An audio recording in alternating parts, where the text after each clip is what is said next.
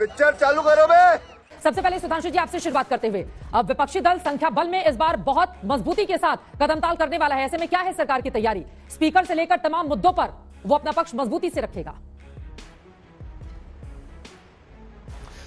देखिए, सड़क पे बात करने और संसद में बात करने में नियम, मर्यादा और व्यवस्था तीनों का ही अंतर है। यदि विपक्षी दल पिछली लोकसभा के समय में जिस प्रकार के अवांछित और अशोभनीय दृश्य देखने को मिले, उस परंपरा को छोड़कर एक स्वस्थ बहस की परंपरा में आगे आए तो उचित होगा। ये बड़ी अच्छी बात कही आप। संख्या बल के साथ आइए, परंतु बवाल के साथ मत आइए। यहां पर एक मौका होता है, सदन के पटल पर अपनी बात रखिए और इस ढंग से विषय को रखने का प्रयास करिए। इसीलिए जनता चुन के भेजती है। तो मुझे लगता है कि वो विषय को रखें तो बेहतर होगा, परंतु मुझे कभी कभी मन में संदेह उत्पन्न होता है, क्योंकि होता क्या है कि कई बार विषय रखने को नहीं होता तो बवाल करने में उदाहरण देना चाहता हूं। अच्छा, इरशाद। पिछली लोकसभा में एक पूरा सत्र इस विषय पे चला गया कि किसान कानून वापस लेने चाहिए। जब हम लोगों ने कहा कि चर्चा करिए, उनका नहीं, कोई चर्चा नहीं होगी, सीधे वापस लीजिए। जब प्रधानमंत्री जी ने घोषणा कर दी वापस ले लिए, तो संसद में इसलिए बवाल हुआ कि चर्चा क्यों नहीं की गई, बगैर चर्चा की वापस क्यों ले लिया गया। ये जाके कोई रिकॉर्ड पे कर सकता है। यह दर्शाता है कि कोई सूरत बदलना मेरा मकसद नहीं था। मेरा मकसद था हंगामा होना चाहिए। पर मैं कहना चाहूंगा, बीत गई सो बात गई। अब छोड़िए, अगर आपको लगता है कि जनता ने आपको अधिक संख्या दी है तो अधिक दायित्व भी दिया है, अधिक दायित्व दिया है तो उस दायित्व का जिम्मेदारी से निर्वाह करें। यह उचित रहेगा आपकी पार्टी के हित में भी और लोकतंत्र के। हम करते हैं प्रबंध, आप चिंता मत करिए।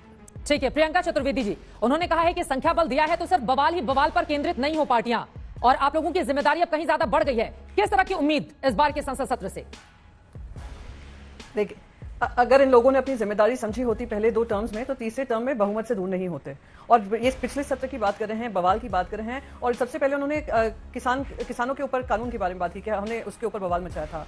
आप ऑर्डिनेंस के माध्यम से किसान कानून लाते हैं और आप कहते हैं इस पर चर्चा हो, बगैर पार्लियामेंट्री स्टैंडिंग कमेटी के माध्यम से जाए हुए, बगैर ये बिल पहले लेजिस्लेटिव जो स्क्रूटनी है वो पास किए, आप कहते हैं हमें बवाल नहीं मचाना चाहिए।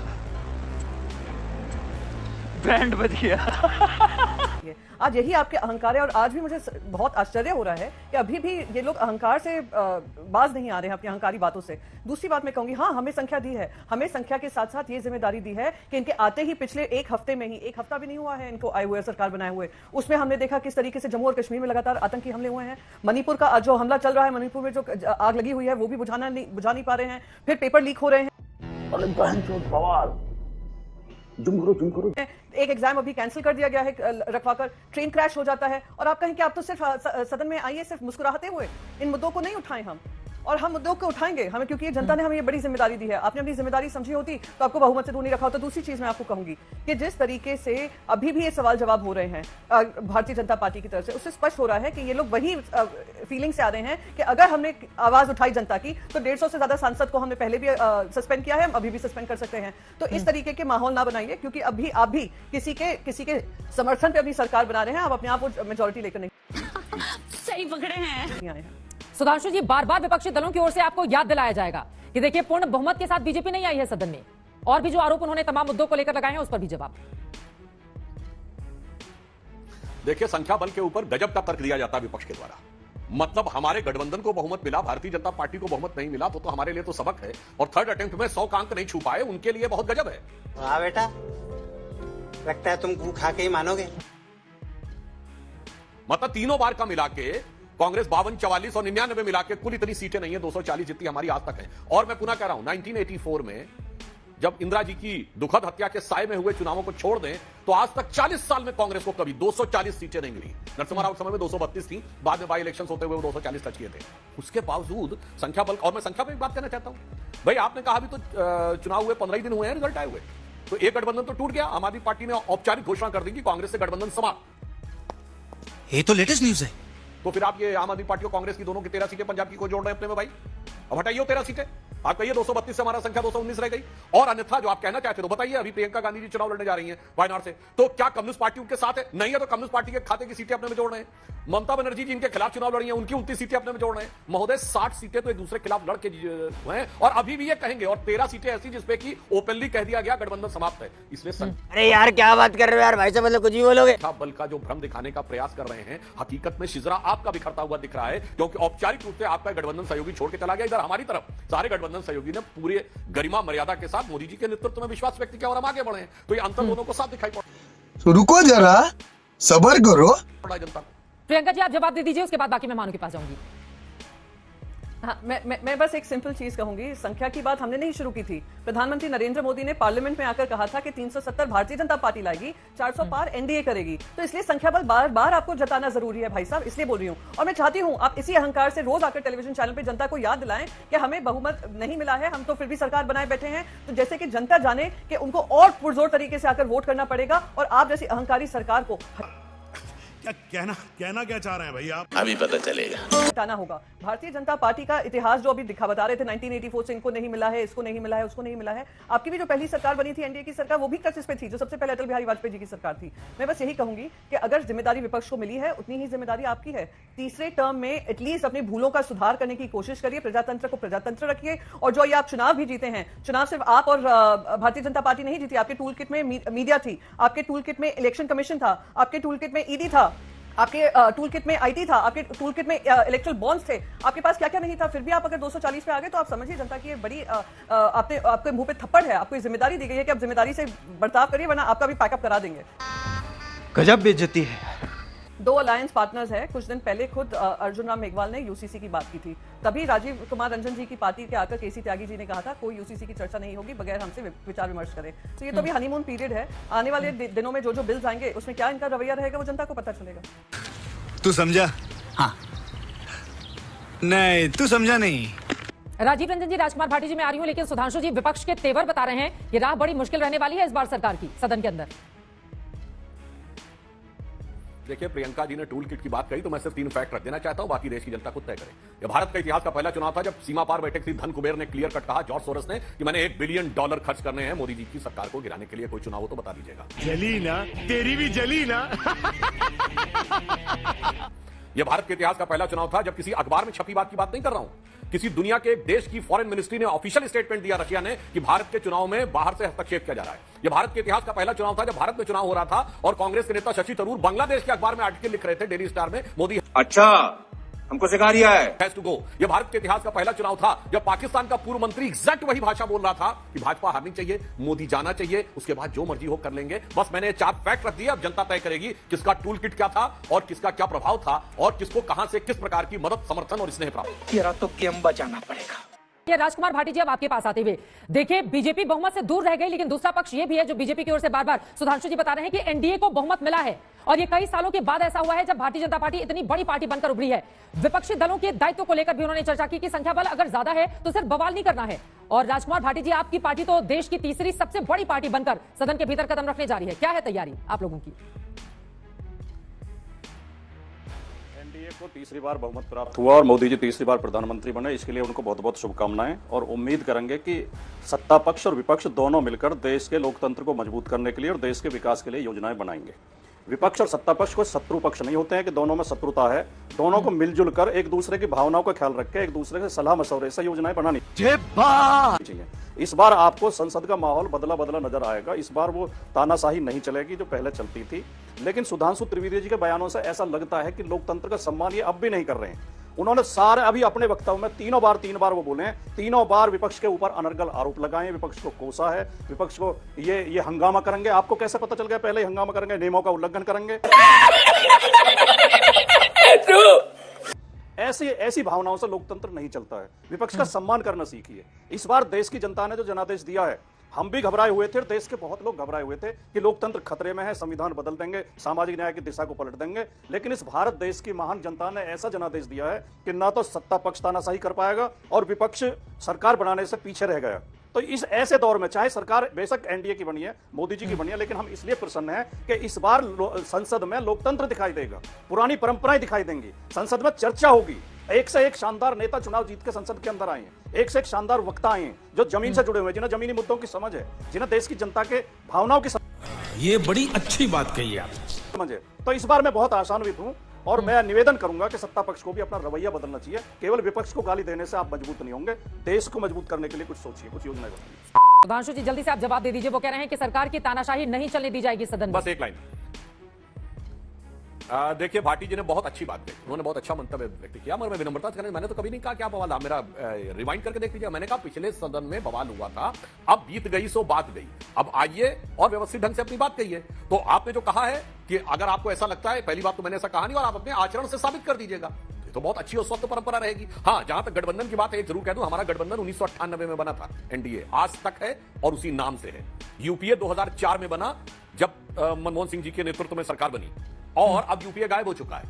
अब यूपीए का पता नहीं, वो पिंडदान हो गया, अंतिम संस्कार हो गया, क्या हो गया। अब क्या बोला तूने? पहले क्या बोला? चल इंडी आया, अब ये जो इंडी आया, इसमें एक घटक तो अभी टूट गया है। तो कौन गठबंधन को भी साथ में, हम 26 साल से अनवरत स्पष्ट रूप से एक साथ चल रहे हैं, एक नेता, एक नेतृत्व, एक नियति के साथ, चाहे अटल जी हो या मोदी जी हो। आप 2004 में 20 साल पहले बने थे, 2 साल पहले गायब हो गए, नए जो बने उसमें बिखराव दिख रहा है। तो ये भी जनता देख रही है, और मेरा मानना है सदन में सारी बातें खुल के कहिएगा, तो जनता को समझ में आएगा दूध का दूध पानी का पानी है, किसी में अहंकार का कोई विषय नहीं। अभी बदत है भाई, अभी बदत है। बोलिए राजकुमार जी। राजीव जी, उसके बाद में फौरन आपके पास आ रही हूँ, बहुत देर से जवाब देना चाह रहे हैं, बोलिए। नहीं, आपको भी तो सुधांशु जी इतना धैर्य दिखाना चाहिए कि आपको सदन की प्रतीक्षा करनी चाहिए थी। आप पहले से पहले आप कह रहे हैं यूपीए बिखर गया, इंडी बिखर गया। आप ये जो इस तरह का अवमाननापूर्ण बर्ताव है नहीं विपक्ष के लिए, बिखरी तो आपका संगठन भी है। आप ये अकाली दल है क्या आपके संगठन में? क्या इंडियन लोकदल है क्या हरियाणा वाला? क्या वो शिवसेना है उद्धव वाली? क्या वो पीडीपी है जम्मू कश्मीर वाली? और ये अपने नीतीश जी कई बार अदला बदली कर चुके। ये तो लोकतंत्र की सतत प्रक्रिया है, चलती रहती है। आपको कम से कम अभी तो पहला सदन शुरू ही नहीं हुआ, उससे पहले इस तरह आरोप लगाना विपक्ष पे मुझे अच्छा नहीं लग रहा बिल्कुल भी। आपको बड़प्पन का परिचय देना चाहिए, आपकी सरकार बनी है, आपको बड़ा दिल दिखाना चाहिए और आपको अपनी भाषा मर्यादित रखनी चाहिए। हाँ, बोलिए एक लाइन में सुधांशु जी। एक लाइन बस, एक लाइन। मैं सिर्फ भाटी जी, मैंने ये नहीं कहा कौन गठबंधन पहले रहा, मैंने कहा यूपीए का नाम अब 3 साल से नहीं सुनाई पड़ता। दूसरा, मैंने सिर्फ वो याद दिलाया कि 4 जून को जो लोग साथ में थे, 21 जून को साथ में नहीं है। बस मैंने वो कहा कि इसलिए बिखर गया बोला। हमारा एक बताइए जो 4 जून को हमारे साथ था और 21 जून को नहीं है, बस इतना ही मेरे। खाओ मां कसम। सबसे बड़ा मुद्दा सुधांशु जी, आप अपनी बात को भी आगे बढ़ाइए, आप कुछ बोलना चाह रहे हैं। देखिए, स्पीकर का पद तो सत्ता पक्ष को मिल जाएगा, लेकिन डिप्टी स्पीकर को लेकर विपक्षी दल हार मानने को तैयार नहीं है। वो चाहते हैं कि खुद सरकार ये निर्णय ले और डिप्टी स्पीकर विपक्ष के किसी सांसद को बनाया जाए। क्या बोलेंगे इस पर सुधांशु जी? देखिए, इस विषय के ऊपर जब हमारा गठबंधन बैठ के निर्णय लेगा तो उसके सर्वोच्च नेता निर्णय ले सकते हैं, परंतु ये जो विषय कहने का प्रयास करते हैं डिप्टी स्पीकर वाला, शायद अभी ये बता ही नहीं सकते कि कौन से दल से इनके डिप्टी स्पीकर आने की संभावना। देखिए, इस चुनाव ने बहुत सारे चेंजेस किए, जैसे भी आपने कहा भाटी जी की पार्टी अब विपक्ष में नंबर 2 की पार्टी हो गई, यानी कांग्रेस के बाद सबसे बड़ी पार्टी। पिछले लोकसभा में क्या था, तृणमूल कांग्रेस सबसे बड़ी पार्टी थी दूसरे नंबर पे। अभी भी राज्यसभा में तृणमूल कांग्रेस के बाद सबसे बड़ी पार्टी है। मालूम है। अब एक और परिवर्तन देखिए जो समझ में नहीं आ रहा। प्रियंका जी बैठी, गौर से समझिए। महाराष्ट्र में विधानसभा चुनाव में कांग्रेस 4थे नंबर की पार्टी थी, भाजपा, शिवसेना, एनसीपी और कांग्रेस। आज क्या वही कांग्रेस नंबर 1 की पार्टी हो गई। कांग्रेस बढ़ी किसकी कीमत पे? शिवसेना और एनसीपी की कीमत पे। आज सबसे ज्यादा सीटें उनकी हैं। बाइपोलर पॉलिटिक्स होती जा रही महाराष्ट्र में। करते कैसे हो ये सब? आइए तब तेलंगाना में टीआरएस खत्म हो गई, टीआरएस की कीमत पे कांग्रेस बढ़ी और 8 सीटें कांग्रेस भाजपा के बाइपोलर हो गई। आइए कर्नाटका में जेडीएस को उन्होंने जेडीएस के वोट की कीमत पे आगे बढ़े और अब बीजेपी बनाम कांग्रेस हो गया। और यही खतरा अब उत्तर प्रदेश में होगा, क्योंकि इनके वोट बैंक वर्ड नहीं कह रहा हूं, जो कोर वोटर है हमारा और जदयू का कोर वोटर एक दूसरे का पूरक है, इसलिए 29 साल में 26 साल साथ रहे। इनका कोर वोटर एक दूसरे का प्रतिस्पर्धी है, इसलिए कांग्रेस का राइज हमारे लिए चिंता का विषय नहीं है। यह देश की पॉलिटिक्स को बाइपोलर की तरफ ले जा रहा है, यह क्षेत्रीय दलों के लिए चिंता का विषय है। ये क्या बात करते हैं यार? देखिए, हम तमिलनाडु में भी राइज के 11.5% वोट के साथ आए, हमारा राइज हो रहा है। हम इसमें तेलंगाना में 35% वोट के साथ आए, केरल में हमारा 17% वोट है। इनको समझना चाहिए कि आगे का भविष्य हमारे लिए चिंता का सबब नहीं है, इन इंडी गठबंधन के दलों के लिए चिंता का सबब है, क्योंकि कांग्रेस का वो पुराना दौर उनको दोबारा लगने लगा है। ऐसा नहीं आने वाला, पर उनको लगने लगा उनकी जो पहली दृष्टि होगी वो उसी वोट बैंक पे होगी जो इन्होंने कांग्रेस से छीना। अरे झूठ बोल रहा है, ये झूठ बोल रहा है। प्रियंका जी जवाब देना चाह रही हैं। प्रियंका जी, ये बात तो सच है ना? देखिए, महाराष्ट्र में 2019 की स्थिति शिवसेना उद्धव गुट के लिए क्या थी? नहीं, मुझे आप चित्रा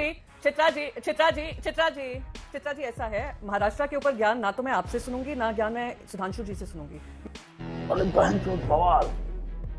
मैं जरा आपको थोड़ा इनको बता दूं, ये एक बात कर रहे हैं महाराष्ट्र को लेकर। भाई साहब जब हमारे साथ थे 21 सीट जीती थी आपने 25 सीट लड़कर, आज आप 9 पे आ गए हैं, 28 सीट लड़ी हैं और 9 पे आ गए हैं। ये उन्हीं चीजों का परिणाम है जहां पर आपने अपनी पार्टी जिसने आपके साथ 25 साल खड़े रहे, आपके सुख में दुख में, जब आप 2 सीट पे थे आप 404 सीट 303 सीट पर आए, हम लोग आपके साथ दिया था, पर आपने जिस तरीके का काम किया है पार्टी को तोड़ने का, पार्टी पक्ष को तोड़ करने का, हमारा अस्तित्व खत्म करने की कोशिश करने का, हमारी पार्टी का सिंबल और नाम लेने का, और तब आकर आप हमें यहाँ पे ज्ञान देंगे तो आपका ज्ञान तो सुनने से रही।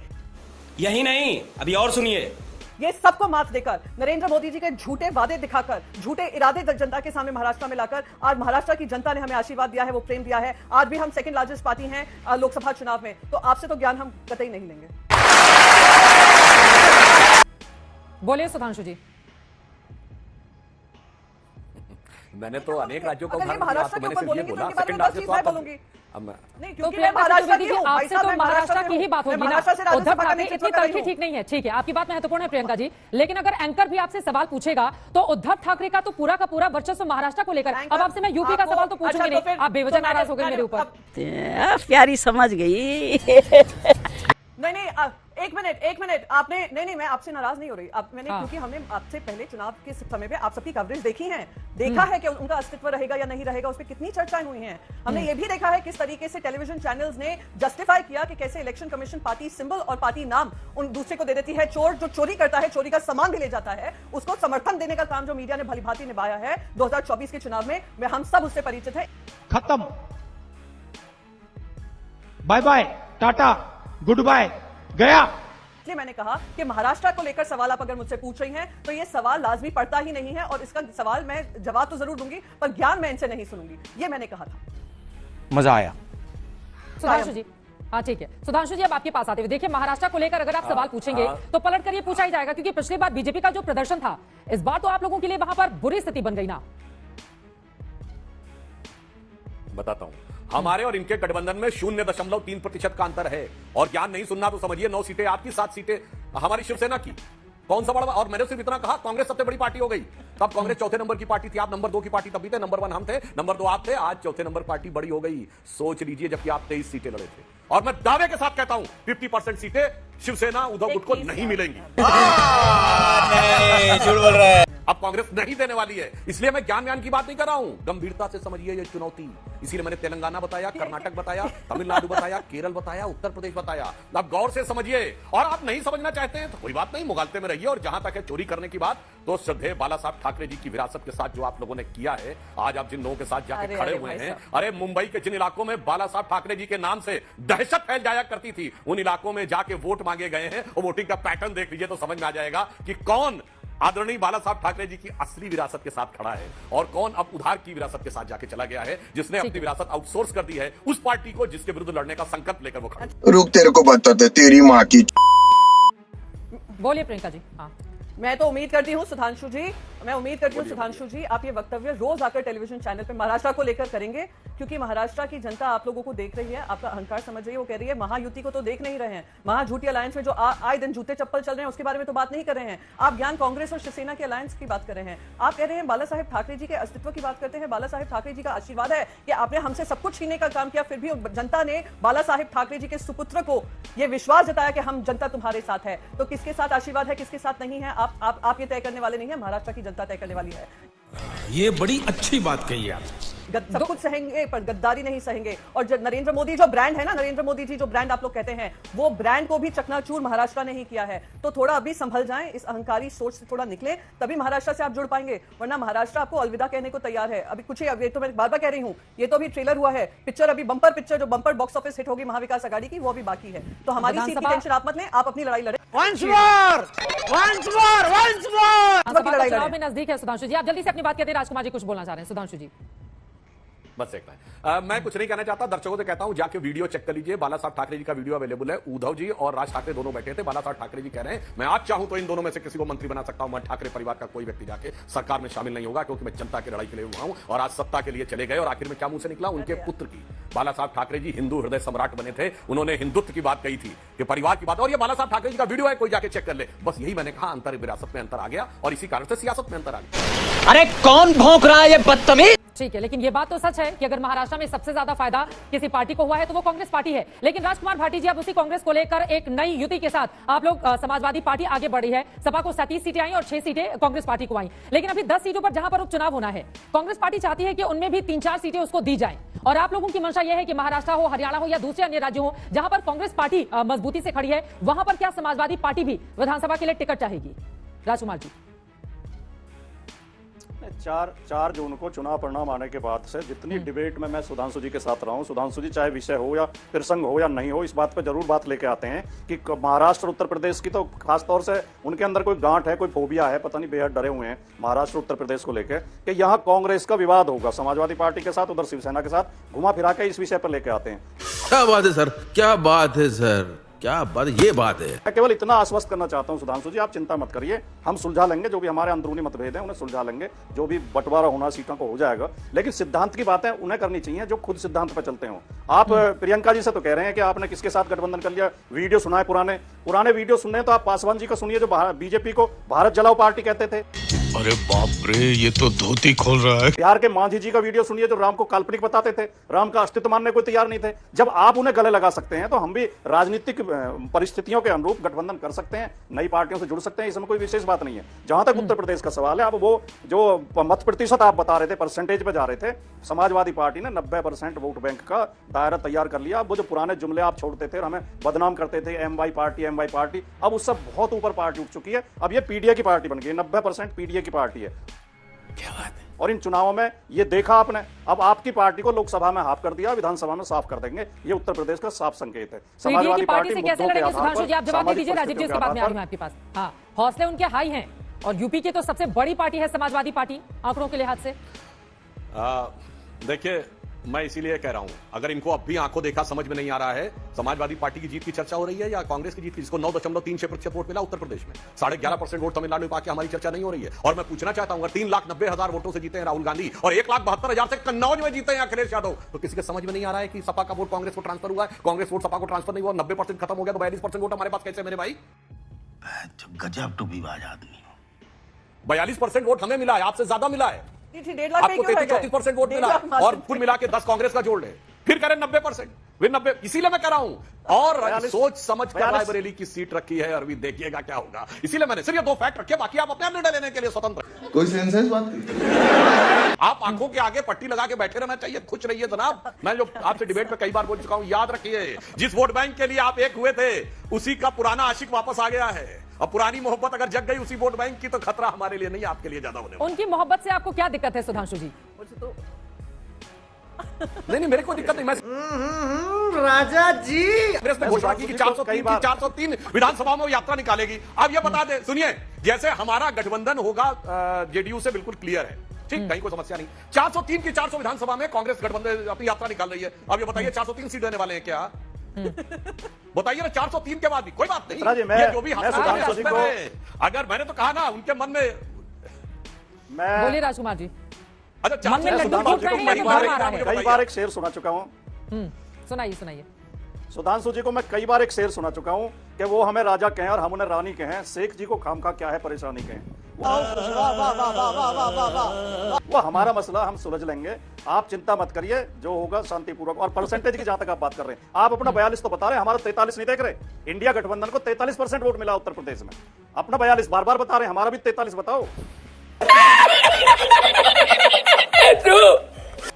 चलिए, बधाई हो, आपने 1% का अंतर बताया, बधाई हो। यही तो मैं सुनना चाहता था, 90% बोल रहे थे, अब आपने एक्सेप्ट कर लिया, 1% का अंतर है कांग्रेस के 9.5 को जोड़ के। नहीं, वो बोल लीजिए, उसके बाद में जा रही हो। राजीव जी, मैं वो असेंबली में दिखाई देगा 90%। ठीक है। हाँ। क्या कोई सवाल है आपका? प्रियंका जी कुछ बोलना चाह रही हूँ, उसके बाद में आ रही हूँ राजीव जी आपके पास। वो सुधांशु जी बोल रहे थे तो वो बहुत मुस्कुरा रही थी। सुधांशु जी, मुझे बस एक चीज पूछनी थी। आपने बताया कितने मार्जिन से अखिलेश जी जीते, कितने मार्जिन से राहुल गांधी जीते। मुझे ये बताइए, अजय राय जी को इतने वोट्स मिले और सिर्फ 1.5 लाख के मार्जिन से प्रधानमंत्री मोदी जी जीते, उसका क्या जवाब है? उसके बारे में तो चर्चा कर लीजिए। इतना ध्यान से देख रहे हैं अखिलेश जी का मार्जिन, राहुल जी का मार्जिन, मोदी जी का मार्जिन क्यों कम हो गया? इसके बारे में भी थोड़ा ज्ञान हम सबको बांटिए। गजब बेइज्जती है। बोलिए सुधांशु जी। राजीव जी, उसके बाद आती हूँ मैं आपके पास। मैं जवाब एक ही लाइन। जब प्रियंका जी ने यह बात कही, जो शिवसेना का प्रतिनिधित्व करती हैं, बताइए पूरे देश में सबसे बड़े मार्जिन से कौन जीता है? पहले मेरे प्रश्न का उत्तर दोनों में से कोई बता दे, फिर मैं बताता हूं। सबसे बड़े मार्जिन से कौन जीता पूरे देश में? कौन सी कॉन्स्टिट्यूंसी में बताइए? मैं बताती हूँ कैंडिडेट खरीद लिया ना, मैं बताती हूँ, नहीं बताया तो अमित शाह जी ने जीता होगा, अमित शाह जी ने जीता होगा। होम मिनिस्टर ने इंटेलिजेंस इनपुट नहीं दिया मोदी को कि अगर मोदी जी अगर आपको कोई प्रियंका गांधी जी खड़ी हो जाती है आपके खिलाफ तो आप हार सकते थे। अब मैं जवाब दे दूं, अंदर इंटेलिजेंस अब मैं जवाब दे दूं, क्या हुआ? सुनिए, अब मैं जवाब दे देता हूं, हाईएस्ट मार्जिन से अरे जीत। भाई अब मैं जवाब दे देता हूं। अमित बोलिए सुधांशु जी। सुनिए, अमित शाह जी से ज्यादा मार्जिन से, सुनिए, हमारे यहाँ सबसे ज्यादा मार्जिन से शिवराज सिंह चौहान जी जीते हैं, मगर पूरे देश में सबसे ज्यादा मार्जिन से धुबरी की सीट से कांग्रेस के रकीबुल हसन जीते हैं 10.25 लाख वोट के मार्जिन से। और ये वही इलाका है धुबरी बरपेटा करीमगंज जहां सबसे ज्यादा बांग्लादेशी घुसपैठी हैं, जहां के डेमोग्राफी में सबसे बड़ा चेंज हुआ है। बस ये दर्शकों के समझने के लिए 1.5 लाख नरेंद्र मोदी देखा क्या जो मैंने फैक्ट बताया, बिल्कुल नरेंद्र मोदी जी और आप उनके साथ खड़े हो गए। कहां वो बाला साहब ठाकरे जी की पार्टी थी अच्छा, जो कहते थे मैं देखता हूं कौन बांग्लादेशी घुसपैठ किया जा रहता है। आज उनके वोटों के दम पे जीतने के बाद कह रहे हैं हमको ज्ञान न दो, कोई ज्ञान नहीं दे सकता। जागरूक व्यक्ति की आंखें कोई नहीं खुला सकता, इसकी आंखें बंद हो गजब का रहा कि असम का कंपैरिजन आप उत्तर प्रदेश में कर रहे हैं, असम का कंपैरिजन आप उत्तर प्रदेश से कर रहे हैं। लॉजिक बहुत सही निकाला आपने।